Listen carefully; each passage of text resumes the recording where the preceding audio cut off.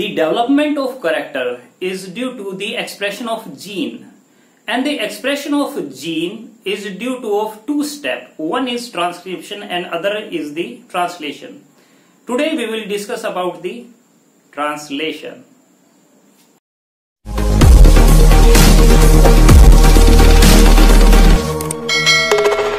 Hello everyone, I am Anil Kumar, your biology teacher. Hope you are doing great. आज हम translation के बारे में पढ़ेंगे।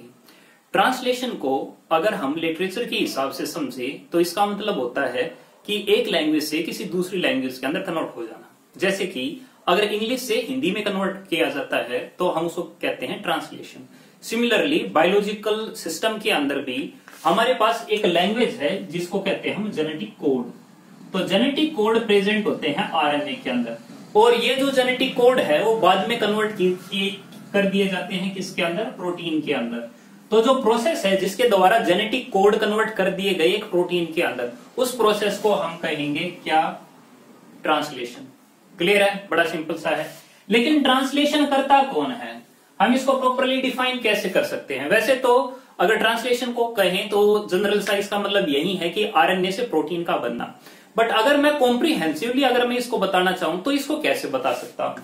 तो मैं इसको कह सकता हूं, it is a process in which polymerization of amino acid takes place to form protein by ribosome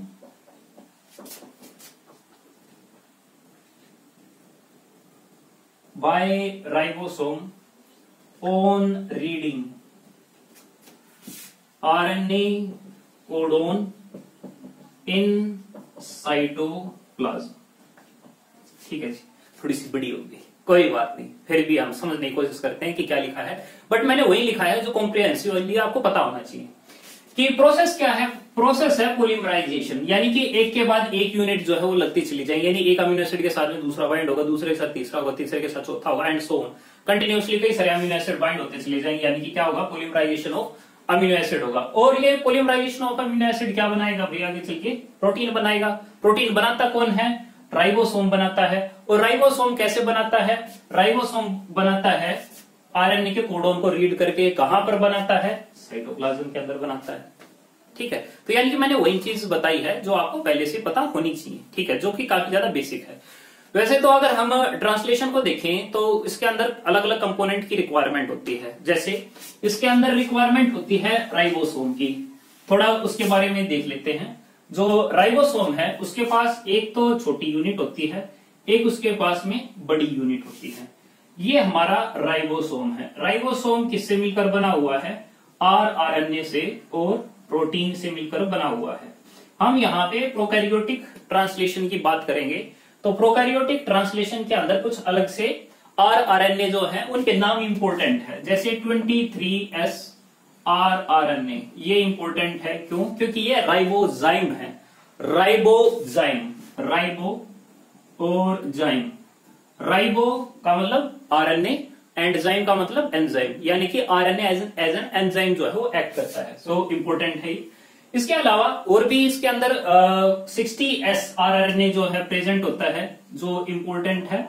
16S RNA present होता है, जो कि एमआरएनए को पकड़ने के लिए जो है वो इसेंशियल होता है छोटी यूनिट के अंदर। 5S आरएनए भी होता है। ठीक है, उसकी ज्यादा इंपॉर्टेंस नहीं है। इसके अलावा राइबोसोम के बारे में और क्या चीज पता होनी चाहिए, राइबोसोम के अंदर 3 यूनिट है, एक ए, एक बी और एक ए है, एक पी है और एक ई यूनिट है। ए यूनिट एक्सेप्टर यूनिट है जो अमीनो असाइलेटेड टीआरएनए को कैप्चर करेगा। पी साइट के अंदर पोलीमराइजेशन होगी, एंड जो ई साइट है वहां से यूज टीआरएनए जो है निकल आएंगे। ठीक है जी, क्लियर है इतना। अमीनो एसिड की स्ट्रक्चर क्या आप सभी को पता है। अमीनो एसिड एक दूसरा कंपोनेंट है जिसके अंदर एक बेसिक यूनिट प्रेजेंट होती है, COH ग्रुप होता है, एक NH2 ग्रुप होता है, एक R और एक H ग्रुप जो है वो प्रेजेंट होता है। ठीक है जी। एक टीआरएनए, टीआरएनए का जनरली जो डायग्राम होता है वो होता कुछ इस तरीके से है, बट हम ऐसा डायग्राम जो है नहीं पढ़ेंगे टीआरएनए का। टीआरएनए का जो स्ट्रक्चर हम जो इमेजिन लेके चलेंगे वो ऐसा लेके चलेंगे, एंड इसके नीचे एंटीकोडोन होंगे 3 और इसके साथ में एक प्रोटीन जो है जुड़ा होगा। तो इसको हम कंसिडर करेंगे ये टीआरएनए है, क्योंकि टीआरएनए की अगर हम राइबोसोम के अंदर देखेंगे तो स्पेस रिलेटिवली हमें कम पड़ जाएगा, तो उसकी रिप्रेजेंटेशन हम अलग से करेंगे। ठीक है, आरएनए को हम इस तरीके से जो है रिप्रेजेंट कर सकते हैं, एंड उसके ऊपर कोडोन लिख सकते हैं जैसे AUGCGAAC। ठीक है, इस तरीके से जो है हम ये लिख सकते हैं। तो यानी कि अगर ट्रांसलेशन करनी है तो उसके कंपोनेंट क्या हो गए, राइबोसोम हो गया, अमीनो एसिड हो गया, टीआरएनए हो गया और एमआरएनए हो गया।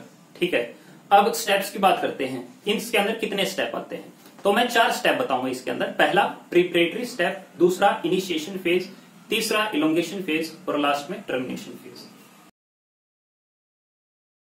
प्रिपरेटिव फेज का मतलब है कि ऐसी काम करना जिससे कि जो ट्रांसलेशन रियली में स्टार्ट होनी हो उसके लिए रॉ मटेरियल जो है सब कुछ तैयार हो जाए।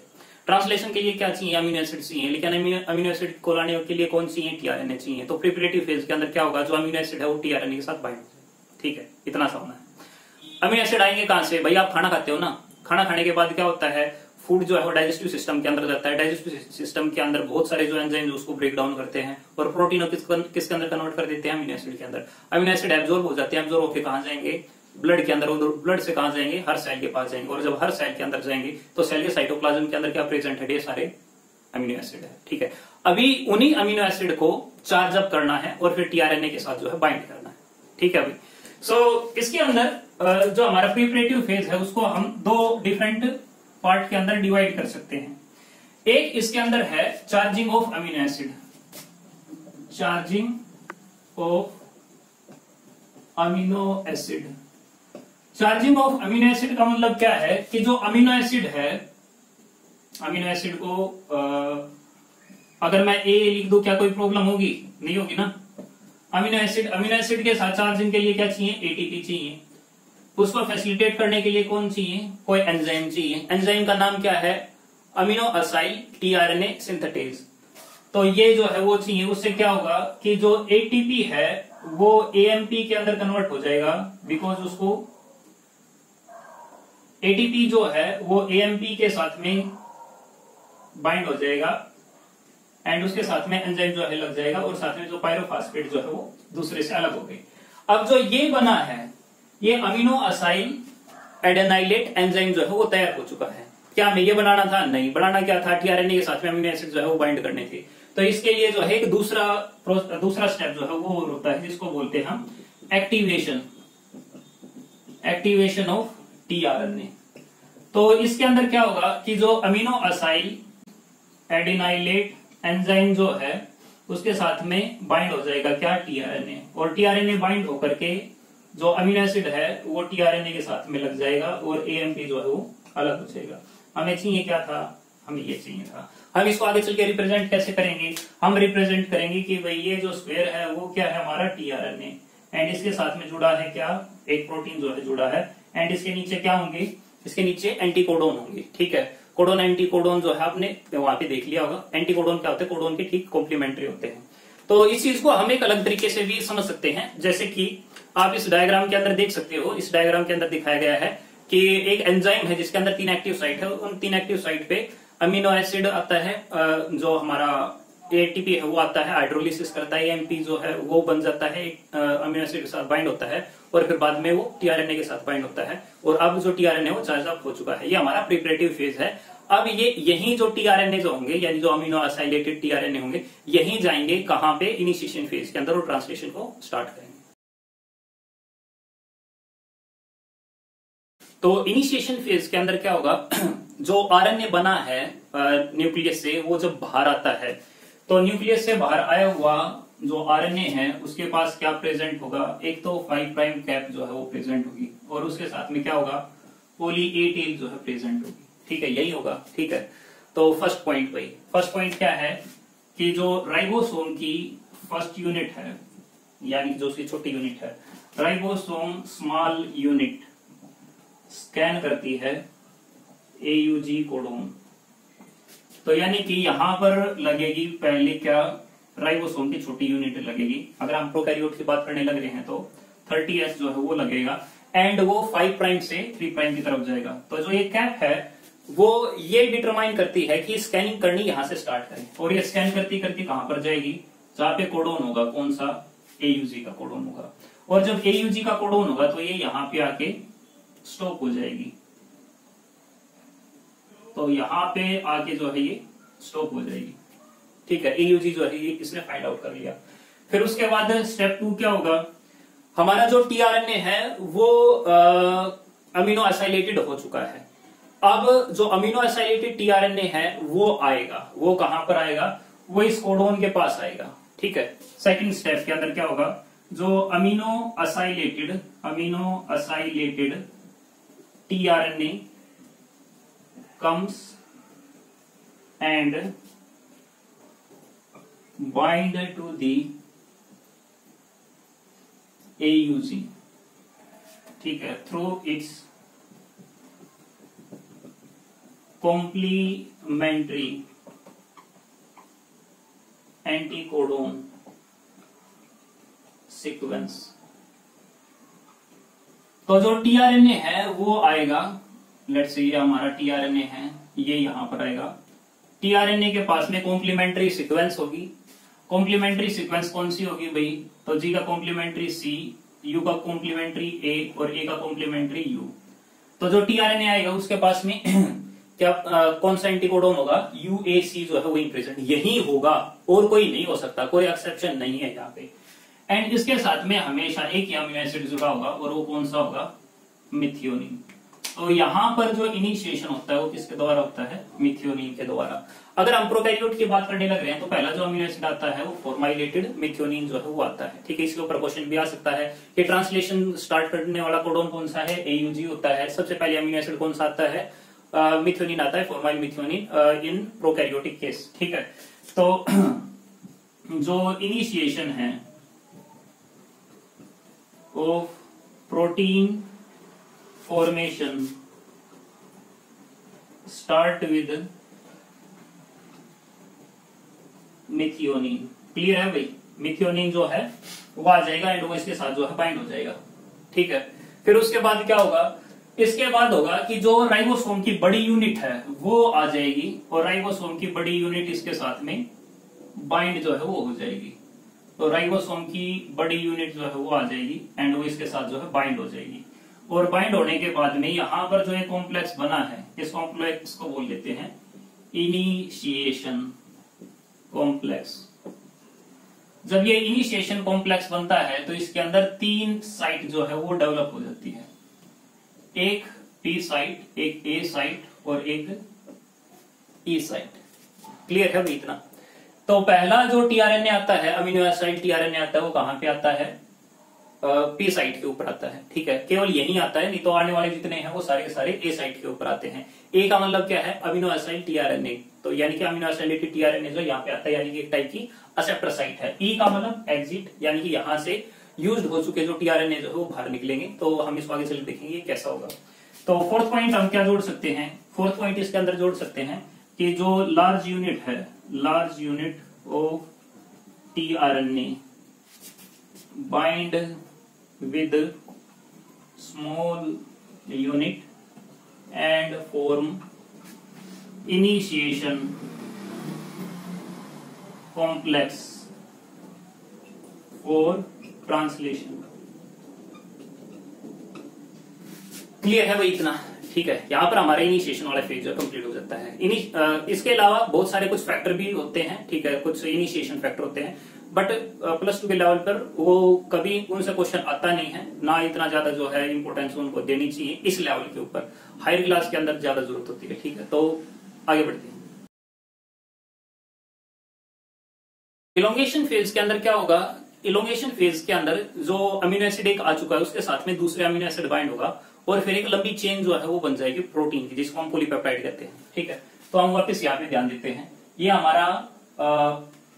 हमारा mRNA है, इसके नीचे हमारी एक यूनिट है जिसको हम स्मॉलर यूनिट कहते हैं, ऊपर जो है बड़ी यूनिट है जिसके ऊपर EPA जो है यूनिट जो है वो लगी है। ठीक है, तो ये थोड़ी करेक्शन कर ले कि ये E साइट है, ये P साइट है और ये A साइट है। ठीक है, तो इलोंगेशन के अंदर क्या होता है, तो इलोंगेशन के अंदर क्या होता है, इलोंगेशन के अंदर फर्स्ट स्टेप, इलोंगेशन के अंदर क्या होता है कि जो प्रोटीन फॉर्मेशन जो है वो स्टार्ट हो जाती है। और प्रोटीन फॉर्मेशन कैसे स्टार्ट होगी कि जो ए साइट है उसके ऊपर नए टीआरएनए आएंगे।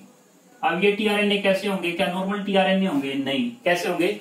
अमीनो असाइलेटेड होंगे। अमीनो असाइलेटेड का मतलब क्या, टीआरएनए के साथ में बाइंड होगा, क्या बाइंड होगा, एक दूसरा कोई ना कोई अमीनो एसिड जो है वो बाइंड होगा।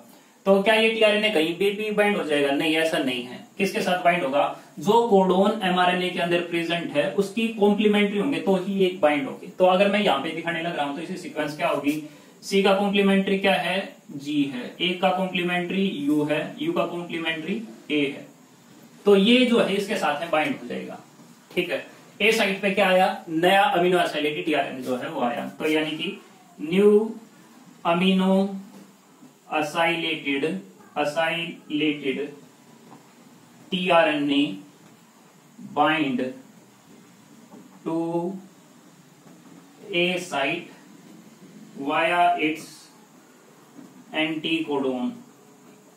ठीक है, बाइंड होने के बाद क्या होगा, अब देखो ये दोनों अमीनो एसिड है जिसको हम सर्कल्स दिखाने लग रहे हैं। जो अमीनो एसिड की स्ट्रक्चर देखे तो अमीनो एसिड के अंदर क्या प्रेजेंट होता है, फंडामेंटली देखे तो अमीनो एसिड जो होते हैं उसके साथ में NH2 group, COH group, H group और एक R ग्रुप जो है वो प्रेजेंट होता है। दूसरा अमीनो एसिड जो हो उसके साथ भी यही होता है, NH2C, COH, H ग्रुप और R ग्रुप प्रेजेंट होता है।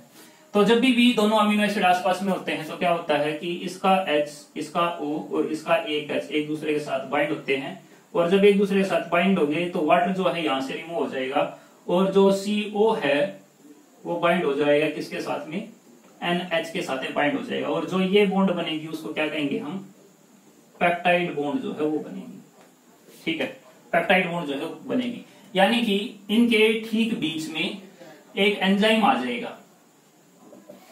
जो एंजाइम है उसको हम राइबोजाइम जो है वो भी कह देते हैं। और जो राइबोजाइम है वो क्या काम करेगा, वो अमीनो एसिड को बाइंड करवाएगा। जो एक का COH ग्रुप और एक का NH2 ग्रुप जो है एक दूसरे के साथ में रिएक्शन करेंगे, अल्टीमेटली वाटर जो है वो रिमूव होगा और पेप्टाइड बॉन्ड जो है बन जाएगा। तो नेक्स्ट स्टेप के अंदर क्या होगा, with the help of ribozyme या फिर पेप्टाइडल ट्रांसफरेज जो एंजाइम है उसके द्वारा जो 1 amino acid NH2 group react with COH group of other amino acid and form a peptide bond। ठीक है जी, पेप्टाइड बॉन्ड जो है वो बन गई। पेप्टाइड बॉन्ड बनने से क्या होगा, पेप्टाइड बॉन्ड बनने से इसका अमीनो एसिड यानी जो टीआरएनए का जो अमीनो एसिड है वो अमीनो एसिड पास हो जाएगा, किसके अंदर पास हो जाएगा, इसके पास जो है वो पास हो जाएगा। ठीक है, तो यानी कि अब सिचुएशन कैसी हो जाएगी आगे चल के, सिचुएशन कुछ ऐसी होगी कि जो ये अमीनो एसिड है वो कहां पे चला जाएगा, वो अमीनो एसिड चला जाएगा यहां पर। ठीक है, तो अब जो ये पी साइट के ऊपर टीआरएनए है अब ये तो फ्री हो गया भाई।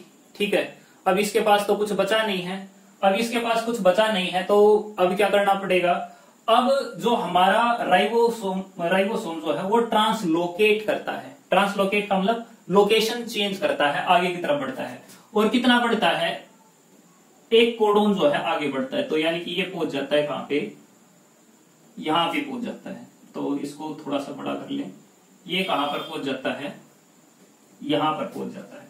ठीक है, तो हमारा नेक्स्ट स्टेप क्या होगा, ट्रांसलोकेशन जो है वो ओकर होगा, ट्रांसलोकेशन ऑफ 1 कोडोन ओकर बाय राइबोसोम। जब ये कम हो गया तो उसके बाद क्या होगा, ये जो ऊपर वाली यूनिट है वो भी यहां पर आ जाएगी। तो ये जो यूनिट है ये कहां पर आ जाएगी, ये यहां पर आ जाएगी। अब अगर ये यहां पर आ जाएगी तो उससे क्या होगा, वेल उससे यही होगा कि जो पी साइट पे था वो अब कहां पर आ गया, ए साइट पे। जो ए साइट पे था वो किस पे आ गया, ए साइट वाला कहां पे आ गया, पी साइट पे आ गया। और जो ए साइट वाला था वो अब खाली हो गया, है ना। तो ट्रांसलोकेशन ऑफ वन कोडोन जो है वो ओकर होता है एंड ये चेंज जो है वो डेवलप हो जाता है, ठीक है। अब ए साइट फिर दोबारा से ओपन होगी, ठीक है।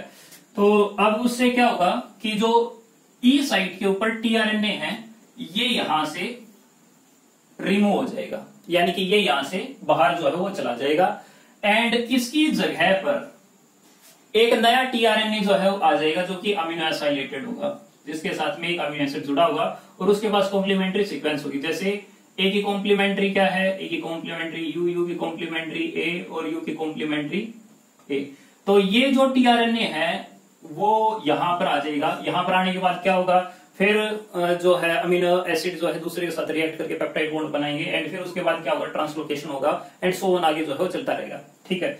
तो ट्रांसलोकेशन जो है एक कोडोन की होती है आगे चल के एंड उसके बाद क्या होता है, जो पी साइट टीआरएनए है वो हो जाता है reach to e site and exit ribosome.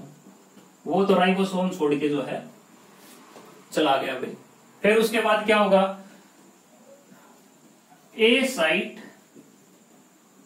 Is exposed and new amino acyl tRNA come, ठीक है।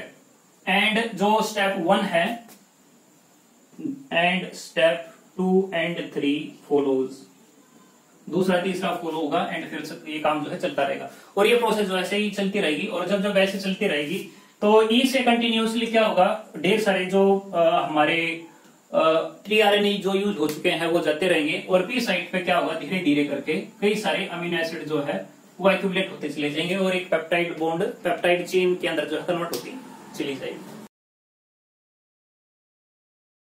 तो लास्ट फेज की बात करते हैं जहां पे ट्रांसलेशन जो है वो स्टॉप हो जाता है। तो स्टॉप कब होगा, जब उसके पास में कोई ऐसा यूएजी या यूएए या फिर यूजीए इन तीनों में से कोई एक कोडोन प्रेजेंट होगा एमआरएनए के अंदर, तो वहां पे जो है टर्मिनेट हो सकता है। तो हमारा फर्स्ट पॉइंट क्या हो जाएगा कि जो हमारा ट्रांसलेशन जो है, ट्रांसलेशन स्टॉप्स एट यूएजी या फिर यूएए या फिर यूजीए, ठीक है, कोडोन प्रेजेंट इन एमआरएनए, ठीक है। ऐसा क्यों होगा, क्योंकि ये जो कोडोन जो है इनके ऊपर कोई भी अमीनो एसिड टीआरएनए नहीं आता, कोई भी इनको कोड नहीं करता। और जो जब कोई भी यहाँ पे कोड नहीं होता तो यहाँ पर आ जाता है एक दूसरा प्रोटीन जिसको कहते हैं हम रिलीज फैक्टर। क्या आ जाता है यहाँ पे, एक अलग प्रोटीन जो है वो आ जाता है जिसको कहते हैं रिलीज फैक्टर, ठीक है। तो these codons are not code by any amino acid tRNA.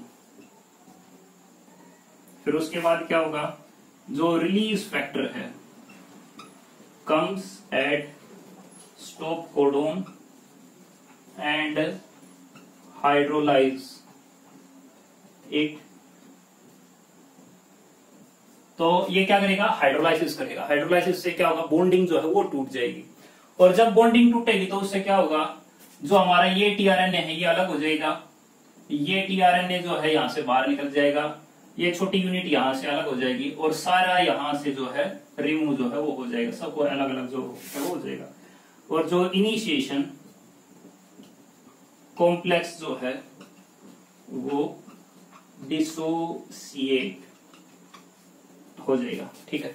तो अल्टीमेटली डिसोसिएशन जो है वो हो गया, ठीक है। तो एक बार प्रोटीन बन गया है, प्रोटीन जो बना है वो हो सकता है जो एंडोप्लाज्मिक रेटिकुलम है उसके ऊपर हो, तो उसके बाद क्या होगा, जो यही प्रोटीन जो है वो अल्टीमेटली एंडोप्लाज्मिक रेटिकुलम के अंदर जा सकते हैं, एंड फिर उसके बाद में सेकेंडरी टर्सरी फोल्डिंग जो है हो सकती है, जिसकी वजह से या तो वो सेकेंडरी प्रोटीन एक्टिनोमाइसिन जो है वो बन सकते हैं, या फिर हो सकता है ये कोई एंजाइम जो है उसमें डेवलप हो जाए। सिमिलरली एंडोप्लाज्मिक रेटिकुलम से ये प्रोटीन जो है आगे बढ़ते हैं और कहां पे जाते हैं, गोल्गी अपैरेटस के पास जाते हैं, और गोल्गी अपैरेटस इनके अंदर ग्लाइकोसाइलेशन करती है and editing of amino acid जो है वो करती है। उससे क्या होगा, एडिटिंग करने की वजह से यही जो प्रोटीन जो है वो अलग अलग एंजाइम के अंदर कन्वर्ट हो जाएंगे और अल्टीमेटली वो लाइसोसोम जो है वो बना सकता है, या फिर कोई डिफरेंट प्रोटीन जो है वो बना सकता है। तो इसी वजह से कि सेल के अंदर जो है अलग अलग टाइप की चीजें जो है वो बनने लग जाती है, उनकी जो बिगिनिंग जो है वो इसी तरीके से है। आई होप आपको ये टॉपिक जो है समझ में आया होगा।